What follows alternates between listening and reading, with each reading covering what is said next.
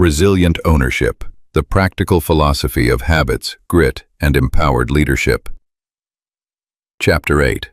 Overcoming the 5 dysfunctions, building cohesive teams. In the philosophy of resilient ownership, cohesive teams do not emerge by accident or through superficial team-building exercises. They are constructed sequentially and deliberately by addressing the 5 interconnected dysfunctions that undermine most groups: absence of trust, fear of conflict, lack of commitment, avoidance of accountability, and inattention to results. These dysfunctions form a pyramid, with each level building upon the one below it. The foundation is trust. Without it, everything above becomes unstable. When leaders systematically remove these barriers using the principles of resilient ownership, teams transform from collections of talented individuals into unified forces capable of sustained excellence. This chapter shows how the entire philosophy converges to create psychological safety, alignment, and relentless focus on collective outcomes, free from politics, ego, and hidden agendas. The first dysfunction, absence of trust, stems from the fear of being vulnerable with one another. Team members hesitate to admit mistakes, ask for help, or share weaknesses because they worry about judgment or exploitation. Without vulnerability-based trust, relationships remain guarded and superficial. In resilient ownership, this dysfunction is overcome through the growth mindset foundation, Chapter 1, and extreme ownership, Chapter 4. When leaders publicly model that abilities expand through effort and own their shortcomings without defensiveness, they normalize vulnerability. A leader who says, "I missed this signal in our planning. What did others see that I didn't?" demonstrates that admitting gaps accelerates collective learning rather than signaling weakness. Genuine influence through empathetic connection, Chapter 6, deepens this trust by showing sincere interest in others' perspectives and experiences. Atomic habits, Chapter 2, support it through consistent small behaviors. Regular check-ins where people share one challenge and one win, or structured exercises that reveal personal histories without forcing discomfort. Over time, these practices build the safety net where people trust that their openness will be met with support, not criticism. Trust directly enables the second dysfunction to be addressed: fear of conflict. Many teams descend into artificial harmony, avoiding passionate debate because they fear damaging relationships or exposing personal limitations. The result is poor decision-making, simmering resentments, and unresolved issues that erode performance. Resilient ownership counters this with radical candor, Chapter 9, and the coaching habit, Chapter 10. When care for the individual is paired with direct challenge, and when powerful questions replace advice-giving, conflict becomes productive exploration rather than personal attack. A growth mindset reframes disagreement as collaborative diagnosis. How might our differing views reveal blind spots we can close together? Intrinsic drive, Chapter 3, plays a key role. Autonomy encourages people to voice opinions, mastery makes refining ideas through debate rewarding, and purpose aligns the team around shared stakes that make conflict worthwhile. Grit, Chapter 5, sustains the discomfort of healthy tension, while empathetic connection ensures debates remain respectful. Leaders establish norms for conflict, mine for disagreement in meetings, use structured techniques like devil's advocate roles, and debrief afterward to extract value. The outcome is not destructive arguing but mining for the best ideas, leading to stronger decisions and deeper commitment. With trust and productive conflict in place, the third dysfunction, lack of commitment, dissolves. Teams often fail to commit because ambiguity lingers or buy-in feels forced. People leave meetings nodding agreement outwardly while harboring private doubts, leading to hesitation and second-guessing later. In resilient ownership, commitment arises naturally from the preceding layers, plus clear purpose and ownership. When intrinsic drive is activated and the hedgehog concept, Chapter 7, provides focused direction, decisions gain clarity. Extreme ownership ensures that once a decision is made, after robust debate, everyone owns the outcome, regardless of their initial position. The coaching habit reinforces this by asking questions like, What would full commitment look like here? And how does this align with our larger purpose? Atomic habits turn commitment into daily practice.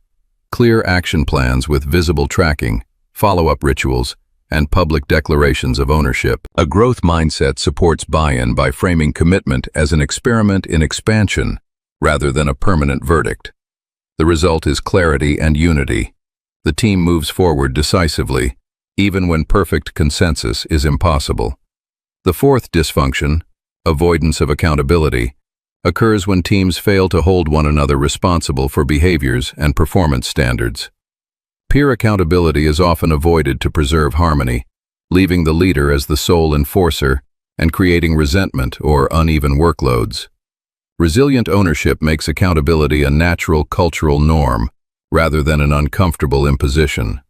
Extreme ownership sets the tone. Leaders model it first by holding themselves to high standards publicly. Radical candor provides the language and safety for direct, caring feedback among peers. When trust exists and conflict is embraced, calling out gaps becomes an act of investment in the team's success. Grit and disciplined greatness. Chapter 7. Reinforce standards. Perseverance demands consistent effort, while the hedgehog focus clarifies what excellence looks like. Practical tools include shared scorecards for key behaviors and results, regular peer reviews framed through growth and ownership, and simple protocols like, what did we commit to, and how are we tracking? The coaching habit shifts accountability from top-down policing to self-directed and peer-supported development. Teams learn that holding one another accountable is not punitive, but the mechanism that protects collective goals and individual growth. Finally, the fifth dysfunction, inattention to results, crowns the pyramid. When ego, status, or individual achievements take precedence over collective outcomes, teams lose focus. Energy diverts to internal politics, personal recognition, or activity theater instead of measurable impact. Disciplined greatness directly counters this through the flywheel effect and obsessive focus on the economic or impact engine within the hedgehog concept. When purpose is vivid and intrinsic drive is aligned, results become the scoreboard that matters. Extreme ownership ensures that every team member sees how their contribution, or lack thereof, affects the whole. Genuine influence and empathetic connection keep motivation tied to shared success rather than individual glory. Visible tracking, simple, transparent metrics reviewed regularly, grounds positivity in evidence. Progress is celebrated collectively, setbacks are owned collectively, and adjustments are made rapidly. Atomic habits embed result orientation into daily rhythms, while grit sustains attention during long plateaus when immediate wins are scarce. These 5 dysfunctions do not exist in isolation.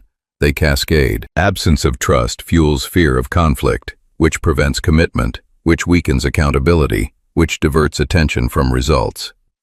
Conversely, building the positive opposites creates an upward virtuous cycle. Resilient ownership provides the complete toolkit to break the downward spiral and accelerate the upward one. The growth mindset supplies belief in collective improvability.